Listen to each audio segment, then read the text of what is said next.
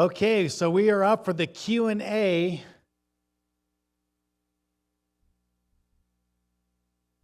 On Hanukkah. So we'll wait for some questions to come in, and we'll see what we have today related to Hanukkah. Okay, Midrash time.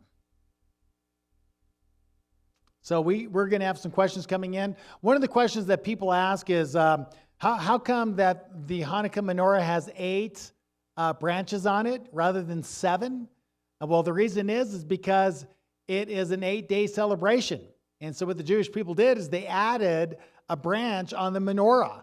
The menorah is a symbol of light. It's lit, of course, and light is a symbol of God's presence. And so that became one of the main themes of Hanukkah, light, the dwelling presence of God with us.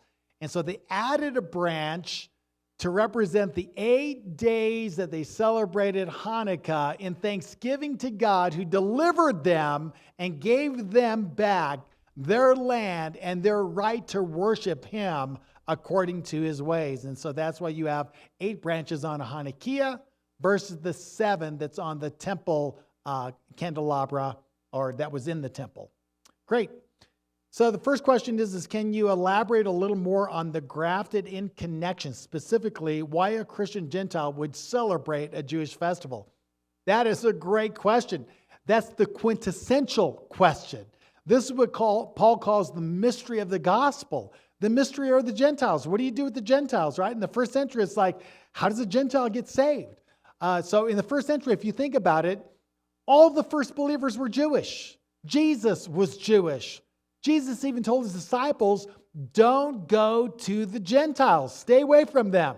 I've come to save the lost sheep of the house of Israel. Now, I know that sounds really harsh in our hearing, especially as Gentiles. The good news is salvation would go to the Jews first, and then through the Jews to all the nations. It would ultimately come to the Gentiles. But notice this.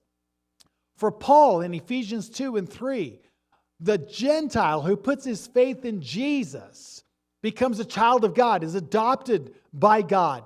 God takes that new Gentile believer and places him in His Jewish household. In fact, when you go forward to Romans 11, Paul uses the metaphor of the olive tree of Israel. Some branches are broken off through their unbelief. The branches represented Jewish people who were broken off through their unbelief. Many Jews believed in Jesus. They stayed on that olive tree. And then Paul says the Gentile believer, he's grafted into those places where branches were broken off. The Gentile believer is grafted into and among Jewish believers, represented in the Jewish branches that remained on the tree because they believed that Jesus was the Messiah. So the Gentile gets grafted into a Jewish olive tree. The Gentile is a wild olive who's grafted into a cultivated Jewish olive tree. He becomes one with the Jewish believer. He gets entrance in Ephesians 2. He gets entrance into the commonwealth of Israel, which if you look into the Greek of that word that's translated commonwealth, it's better translated, he becomes a citizen of Israel. It's talking about citizenship. And so for the Gentile believer, he has equal footing as a citizen in the Israel of God with the Jewish believer. He's grafted into a Jewish olive tree. And so, this whole issue of him becoming one with Israel is present in the mystery of the gospel. And then in Hebrews chapter 8 and Hebrews chapter 10, God takes the Torah and He puts it in the hearts of every born-again believer, the Jew first and also the Gentile. So that the Gentile now is participating with Israel as the people of God.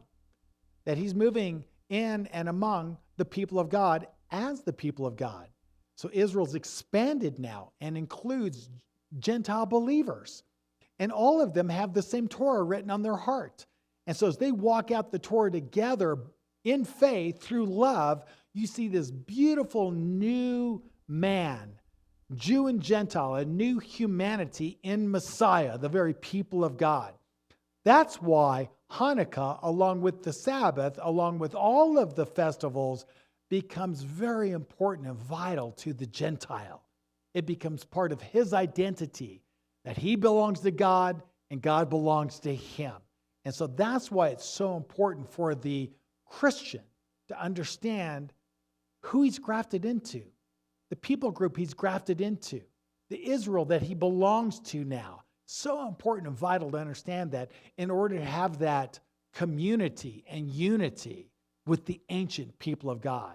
If you don't catch that and you don't see that and you see yourself as separate and distinct and different, like you're an olive tree over here and Israel's an olive tree, the church is its own olive tree, and then Israel is its own olive tree. Well, the two will never meet. They have different holy days, different holidays, everything's different.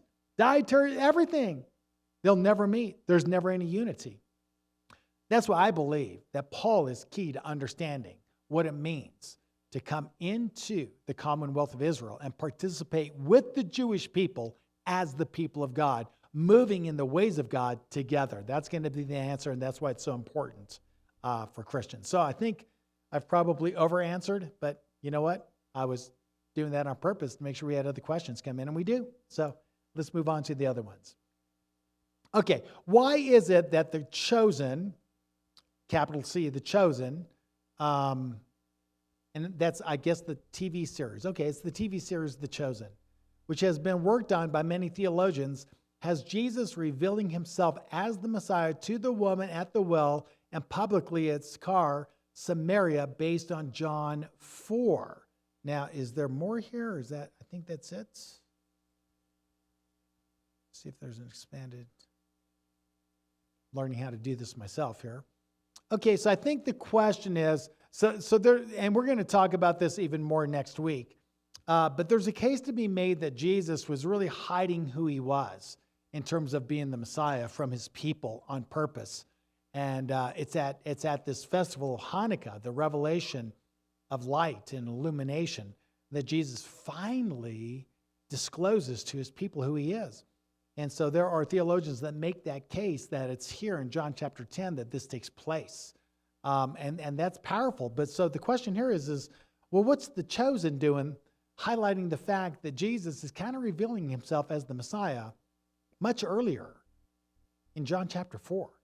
Well, there's a case to be made for that as well. But the case to be made is not that he's revealing himself to his people as the Messiah, but rather to a Samaritan woman. So it's not specifically to the Jewish people that get this revelation. They have to wait. It comes much later. But for the Samaritan, for whatever reason, he revealed himself to her that day as she went back into the city that she lived in amongst Samaritans to proclaim that she had encountered the Messiah. So, hope that answers that. Okay, another question. Braden Bloom, welcome. Says, if my whole family still celebrates Christmas, what should I do? Is it wrong to attend their gatherings and accept and give gifts? I enjoy spending time with them, but I don't know how to bridge the gap here. Yeah, that's kind of that's a big question. It's not directly related to this, but I understand what you're saying. I usually tell people that in my religion I can't give gifts on that time of the year, but I can receive them. So you can give them to me, I just can't give them to you. That's a joke. Okay, is that funny? No one got that? Okay. Anyway, that was a joke. All right. So Braden, let me just help you out here. As we move into the ways of God, his days, his holy days become important to us. And what he forbids us is taking any of those days and syncretizing them with pagan holy days. Now, syncretism is where you take two competing philosophies and you bring them and meld them together. You syncretize them. Okay? God says, don't do that. Don't take my ways and syncretize them with pagan days. Don't do that. You can't take the holy and bring it together with the unholy, the clean with the unclean. God says that's unacceptable. Paul puts it this way. You cannot drink and eat at the table of the Lord and at the table of demons. You can't do both. You can do one or the other, but you can't do both. Now, what Christmas is it's a syncretism. It's where they take some truths surrounding the beauty and the wonder and the miraculous birth of Jesus, and they meld them together with the celebration of Mithra, who represented the sun god of Rome. And they took traditions and ideas concerning the birth of Mithra, and they mixed it with the birth of Messiah. Christmas is a syncretism. And so for us, it is forbidden. Now, I want to say this, that if you celebrate Christmas, that doesn't mean that you've lost your salvation. It's not a salvific issue. This is about sanctification. This is about walking with the Lord. And so what I want to encourage you with is this. I'm going to walk in the ways of God. And I'm going to explain to my family and friends, look, I can't do syncretisms anymore. I give my life to Jesus. I'm following him, and I'm not allowed to do syncretism. And Christmas is a syncretism. When they say, what, you don't celebrate the birth of Jesus? You say, yeah, of course I do.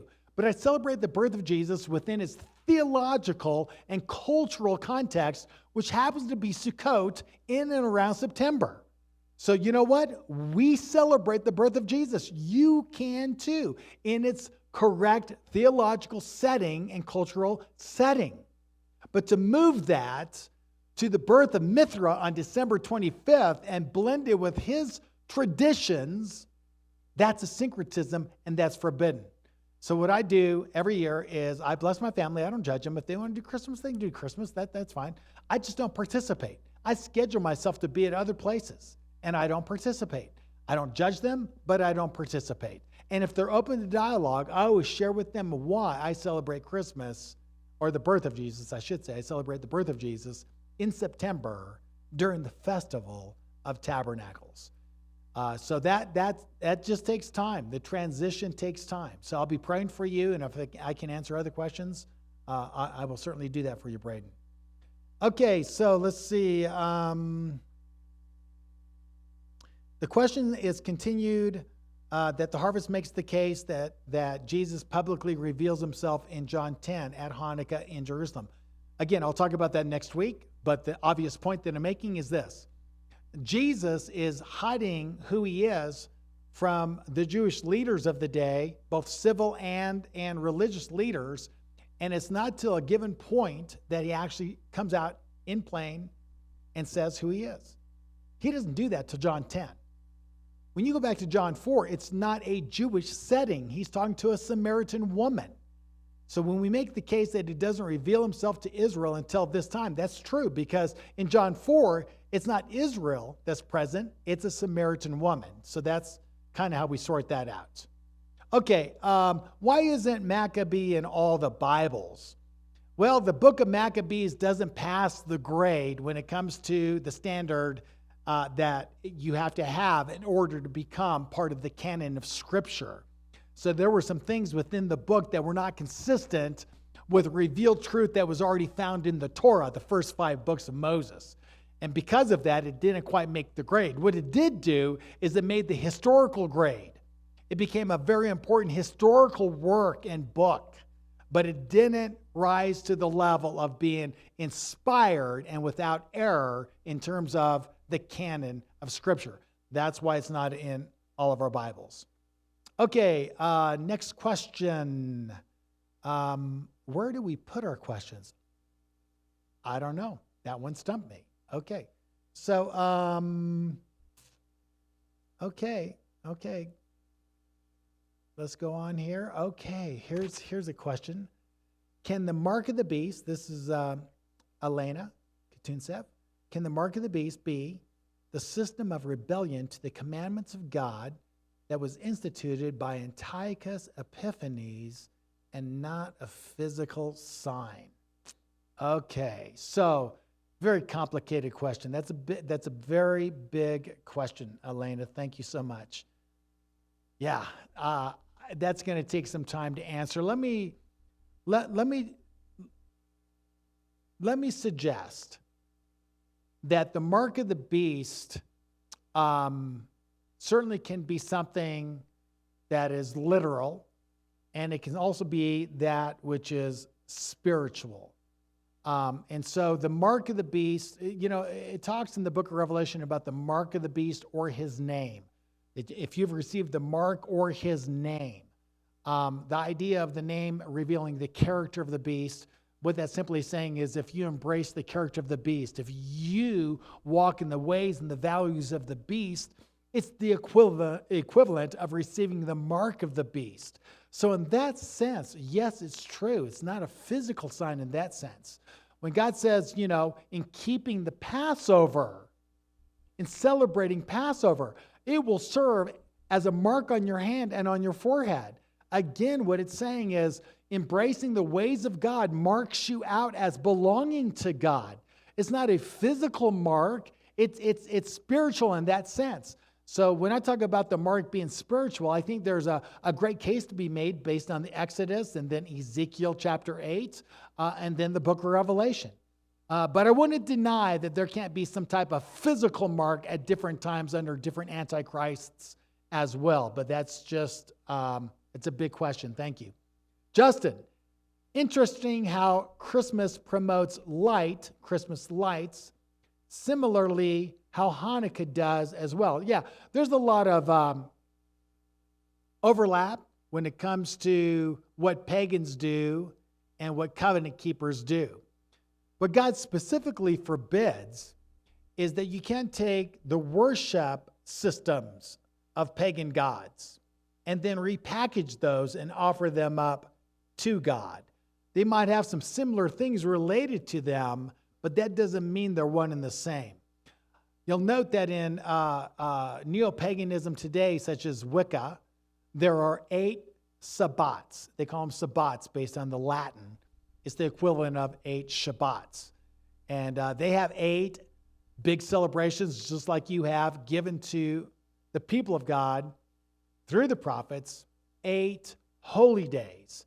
So there's some overlap that takes place here. Now, light has always been a symbol of God's presence. So if the pagans take that and try to repackage that for their gods, well, that's what they do. But our God has already revealed himself, and one of the symbols he's given in that revelation is that he dwells in unapproachable light. And that's part of his nature, actually, light itself. So light becomes this tremendous theme of God's dwelling presence. And Hanukkah is there to capture that meaning in the candelabras so that the whole celebration of Hanukkah is seen in its main symbol of light itself. Think about that for a moment. Light symbolizing the presence of God. This is so significant that as we move down from the time in which Hanukkah is instituted into the first century, they changed the name of the festival. The Jewish people changed the name of the festival.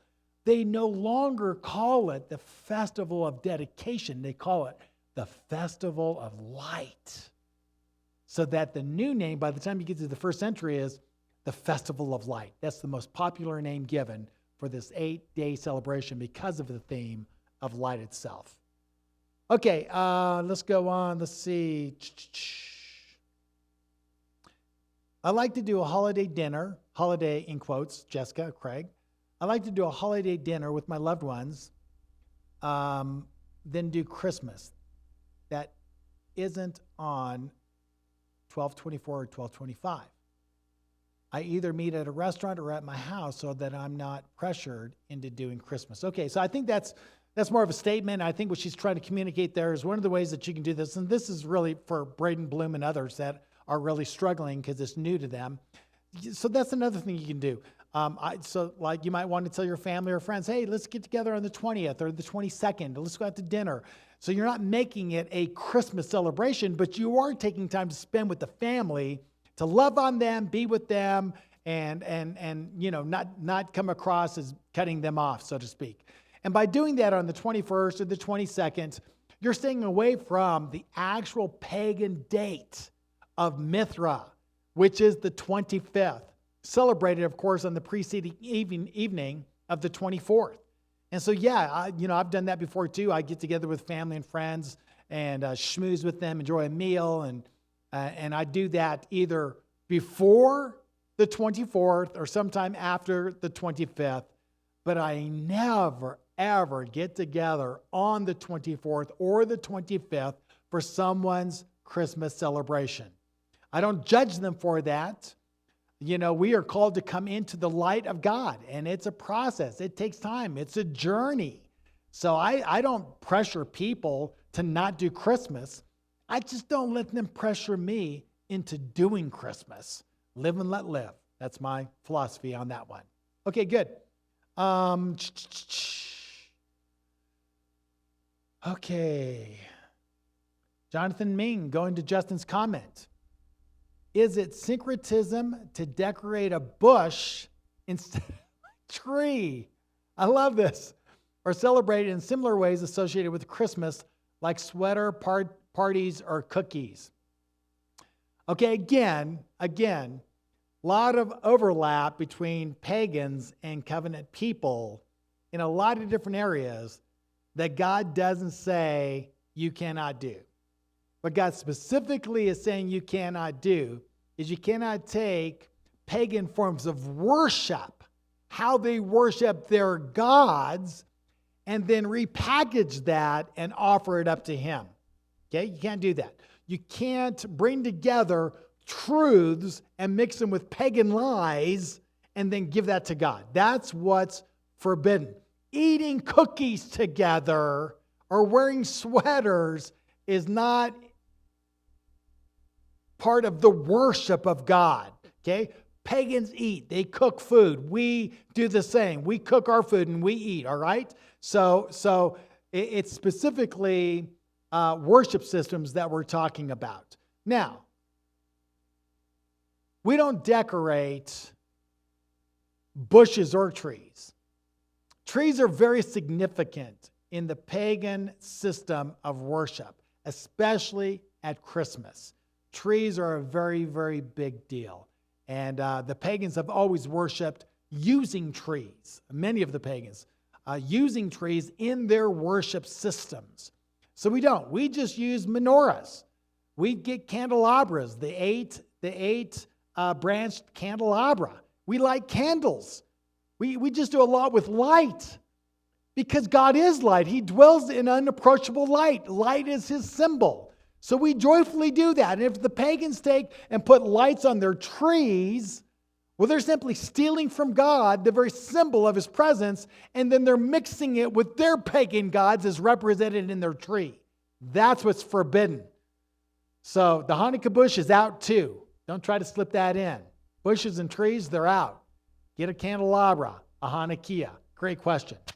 Okay, Kristen, how to explain the difference between Hanukkah and Christmas? We live where very few not celebrate Christmas to young kids. Preschool have been doing Christmas since October. Okay, I'm not sure I understand the question. Let me think.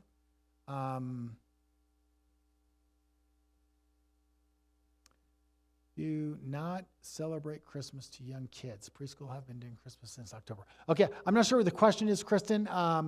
So I'm going to let you either state that or clarify that so I don't just go off answering something you didn't even ask. Okay, I think we're slowing down here.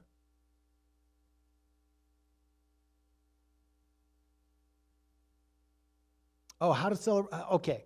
Kristen is asking how do you explain the difference between Hanukkah and Christmas to young kids?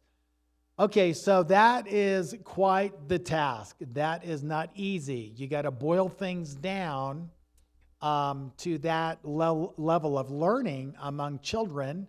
I think parents are the best ones. They know how to do that. But I think for me, the best way to do that is get some children's Hanukkah books and take them through that season and through those stories. You can also use the text of John chapter 10 and how Jesus revealed Himself as the Messiah to His people during this celebration of light. Light is a metaphor also. It's related to the concept of revelation. So when you come into a dark room, you can't see anything in the room. It's dark. If you turn on the light, you can see everything. Why? The light illuminates. And so really what we have during this festival of light is the revelation of God, that with light comes revelation. This is why Jesus is waiting till John chapter 10 to come into the festival of Hanukkah, the festival of light, the festival of revelation, and basically say, okay, you want the lights turned on? Here they are. I'm the Mashiach. And that's so important. So you can take a children's Hanukkah book, help them understand the story of Hanukkah, and how Jesus, in this festival of light, how Jesus shows up claiming to be the light of the world, claiming to be the Messiah. And then how do we celebrate that? With candelabras and rejoicing and dancing and worship. And we do that for 8 days. You just help them acclimate to that. I don't try to explain the difference between that and Christmas as much. I think that's a little bit difficult depending if the kids are in like preschool. That might be a little bit too much for them. I just focus on helping them see the Hanukkah picture and come into that. When they're older and they can ask questions like, why don't we celebrate Christmas too? Then you can explain to them, well, Christmas is beautiful in this sense. It's the celebration of the birth of Messiah. But they took that and they moved it to the date of December 25th in order to syncretize it with a pagan god. And then they mixed pagan forms of worship into that celebration. And even though it has some good things in it, because of the bad things, we're forbidden. So what we've done is we've taken the birth of Jesus and put it back in its theological setting of tabernacles. It's there in that place that we have a great celebration of his birth with biblical symbols like a sukkah, a booth with lights on it to celebrate the entrance of the King of Glory into our world as a living sukkah. So that's as you can see, it's complicated. So it just takes time. So I'm sure you'll do a good job, baby steps, and it gets easier and easier, year after year. Okay. Let's see.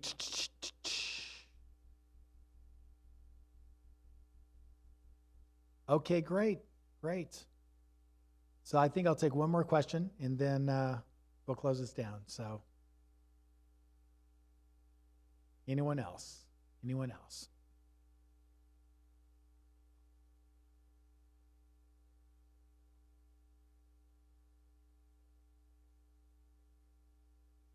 Okay.